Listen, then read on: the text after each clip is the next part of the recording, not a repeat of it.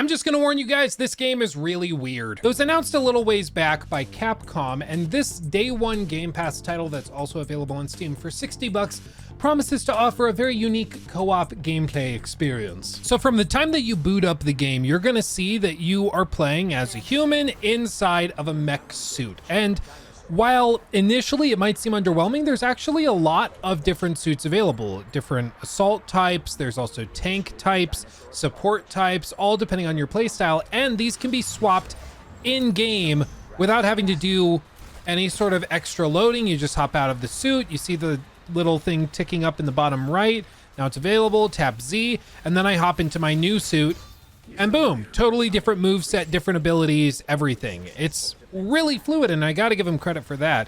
It's way better than some of these games that have different character types where you can only load into them like after the mission's over. It's super, super annoying when that happens. But in this game, they're just like, no, so please swap around all you want, wherever you are, no matter what you're doing. As you can also see, there are dinosaurs everywhere. This is part of the exoprimal test that you're doing. It's weird. I don't know if there's some reference to some story, something or other that I'm missing. Pretty much though, it's just an excuse for you to fight waves of dinosaurs with teammates in a competitive match where you're going up against another team that's trying to complete the same objectives. It's pretty straightforward. And you see, we just completed that objective faster than the enemy team, which is back there in red. So now we get to move on and progress further faster, but we went the wrong way, so we're probably losing our advantage because we don't know what we're doing. Okay, here's another rift with a bunch of them just falling out. And honestly, with a pretty good team, these things never really stand a chance. There's a couple of moments where things get a little crazy. Once the bigger dinos come out, like this guy, things can get a little more interesting, but all told, it's pretty straightforward. I mean, this isn't a game I would consider extremely difficult or anything. It's pretty straightforward. So this suit has a sword and is really good for the quick crowd control for these massive hordes that just come at us, because it's pretty high damage, but I can just go in here and chop and clear things out of the way. However, like I said, there are different characters, so if I wanted to swap to this guy, I can just pop out of the suit. I just need to stay alive while it charges up and arrives, and then I can tap Z to jump into the new suit with all different abilities and stuff. This is what Anthem, I think, was trying to do. If you remember that game, where they, of course, had different suits with different abilities and stuff, it was a really unique game with interesting ideas where you got to play basically as Iron Man flying around, but it totally flopped because there was no content, which is perhaps very topical, which we'll get into in just a minute. But it is very impressive how fluid they made swapping suits and how different each suit feels. It really does feel like you are totally changing your loadout every time you swap your suit, which is exactly what you'd want from this. It's great. But you can see the overarching objectives are just kill X number of dinosaurs of this type, and that's fine, but it does start to get pretty samey, and honestly, a lot of the time you don't even notice you're completing objectives. You're just kind of doing it passively while running and gunning. You don't even realize you're doing what you've been asked to do because it's just going to happen while fighting the hectic hordes and masses. Now we're going to fight a bigger boy who's going to come out of the weird purple womb, and we're just gonna shoot away, trying to take him out before the other team.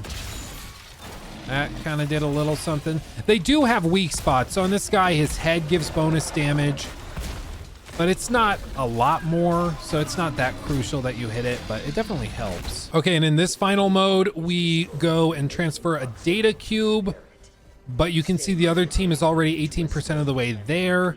We also have to retain the health of the data cube as we go, which is doable. What I'm gonna do though is I'm actually gonna swap characters to the sniper, and I'm gonna go try to stall the other team by taking them out, which sometimes works, sometimes it doesn't. We're gonna find out real quick though, but we've got to slow them down if we want to stand any chance of success here. One thing I can also do is I can pull up my performance stats, which are in the top left of the screen, and here you can see we're running at like 130 frames, but we are locked at 4K native with no artificial upscaling or anything, which honestly is not that bad for native 4K running like this.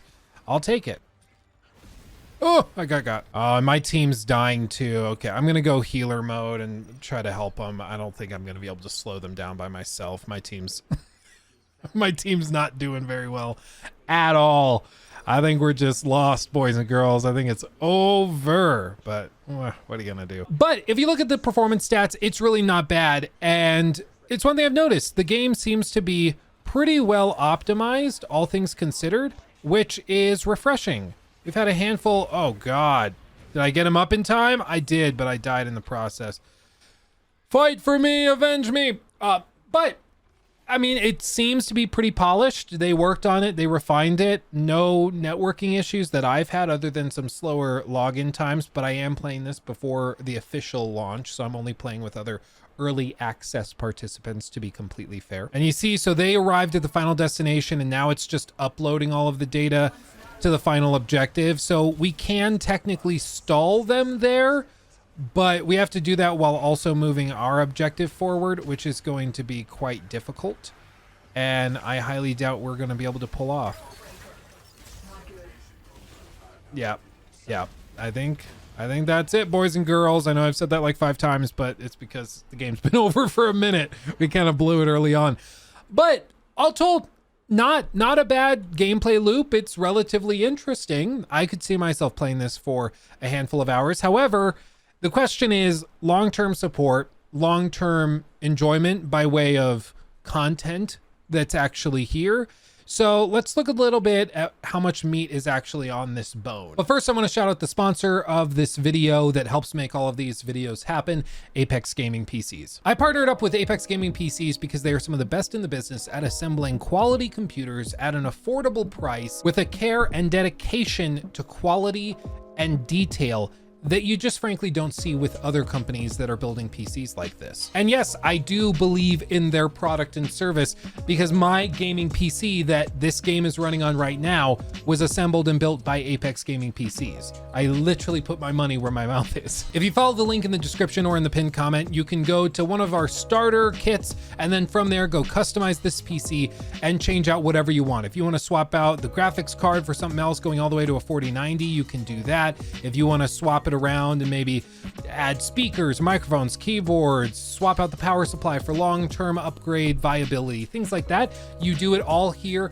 Super easy to do. And then a team of qualified, very experienced PC builders will put your computer together, install Windows, do all of the necessary tests and tweaking to make sure it runs properly, and then it's shipped to your front door ready to plug and play. It is like a dream. It's wonderful. And again, I know because I had them do it for me, I can't recommend them enough. Check them out today at the link in the description box below or in the pinned comment. And until the 21st, if you use my promo code, you'll get 15% off of whatever computer loadout that you choose. Depending on how you kit out your PC, that could be hundreds of dollars just slashed off the price simply because you came from this video. So check them out today and support the channel with those links in the description box and in the pinned comment. But with that said, let's get back to it. Now, it will come as no surprise to you guys that this co-op game also features a lot of live service elements, such as war chests, which are just loot boxes, which offer all sorts of different goodies like cosmetics and different outfits that you can apply in the game. So like this one, exosuit, oh, that looks interesting. I'll equip it, boom, easy peasy. There's also a survival pass, which is just a battle pass like you would see for a lot of other games. If you don't buy the premium version, you can still get different things by playing. But if you get the premium version, of course, there's a lot more skins and things to unlock as you play and level up. And I mean, honestly, some of these are actually kind of cool. This one's trippy. This is the final like stage of the premium battle pass that they have. It's actually pretty cool looking. I'll give them that. However, to be clear, you don't have to engage with any of that if you don't want to. However, it is here because this game is available on Game Pass, meaning a good number of people, I would suggest the vast majority of people, will not be paying cash for this game up front. I've played this game for a handful of hours at this point, and frankly, there just isn't a lot here. I mean, you've pretty much seen everything the game has to offer at this point after watching this video through now. Like, there are a couple of other little tweaks and alterations they do to the formula, but for the most part, it's just going through waves and waves and waves of enemies, which are little dinosaurs, taking little bitty objectives, trying to complete it before the other team does, and then the round's over. And maybe that's enough for you. I tend to look for a little bit more in games that I'm going to commit to for weeks or even months of play.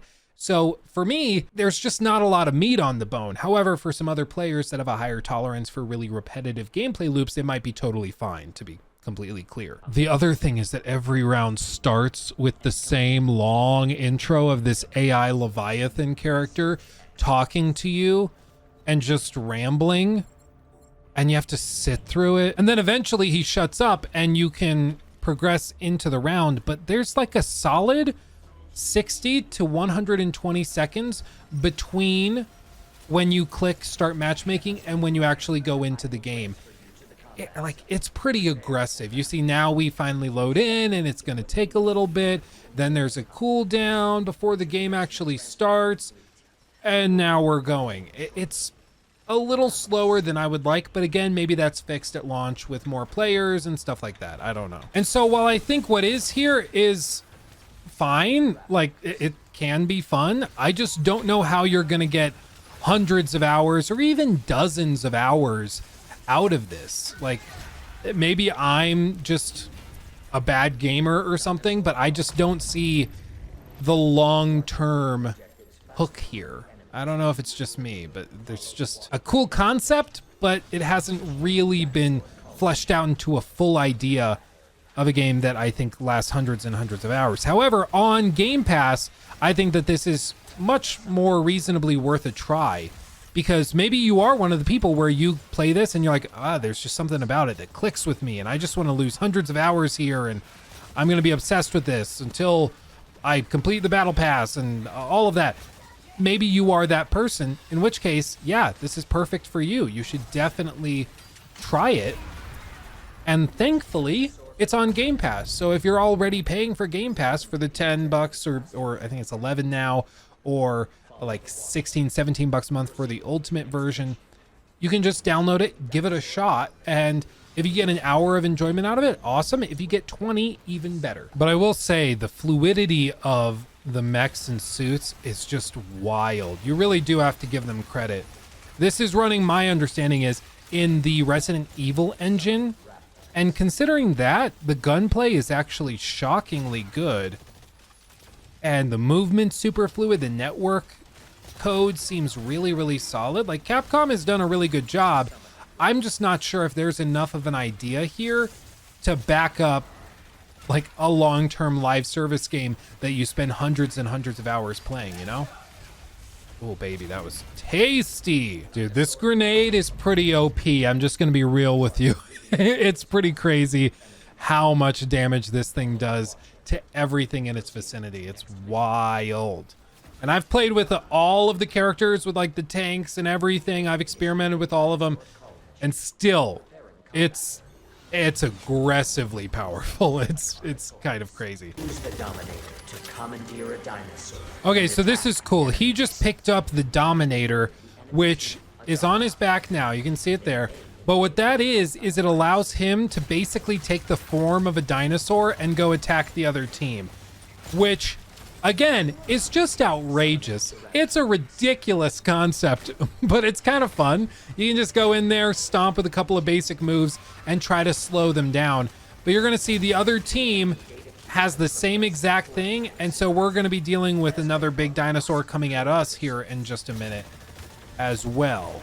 Because things get a little crazy when that happens. This is going to be so close. It's pretty much going to come down to whichever team kills the other first. I mean, that's what it's going to come down to. I'm going to keep this guy and use the grenade, and then probably pull back and try to go sniper. Because the sniper is pretty powerful, and you can start taking some people out. It's not exactly what I wanted to do.